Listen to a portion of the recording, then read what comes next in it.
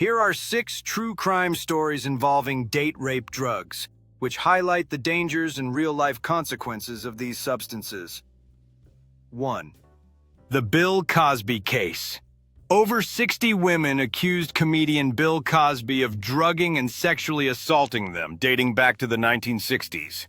Many victims described being given pills or drinks that made them dizzy or unconscious before being assaulted. Outcome?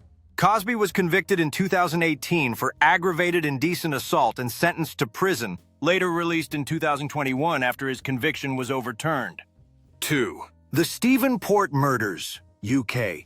Between 2014 and 2015, Stephen Port used the date rape drug GHB to drug and murder at least 4 young men he met online in London. He would lure them to his home, drug them, and then sexually assault and kill them.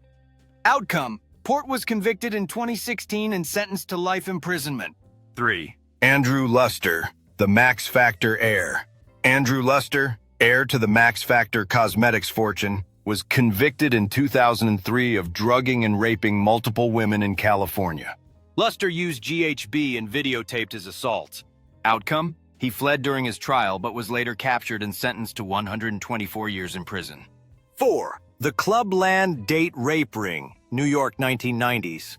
In the late 1990s, a group of men in New York City's club scene were found to be using Rohypnol, roofies, to drug and sexually assault women they met in nightclubs. The drugs rendered victims unconscious and unable to remember events. Outcome: several men were arrested and convicted after victims came forward, and toxicology reports confirmed the presence of date rape drugs.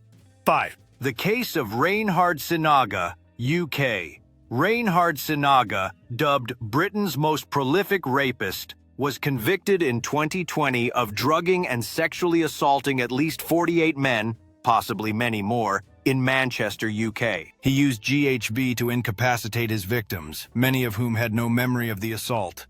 Outcome: Sinaga was sentenced to life in prison. X. The case of Richard Huckle, Malaysia, UK. Richard Huckle, a British national, used date rape drugs to incapacitate and sexually abuse children in Malaysia, filming his crimes and sharing them online.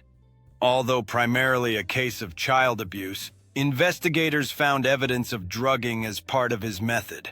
Outcome: Huckle was convicted in 2016 and sentenced to 22 life sentences.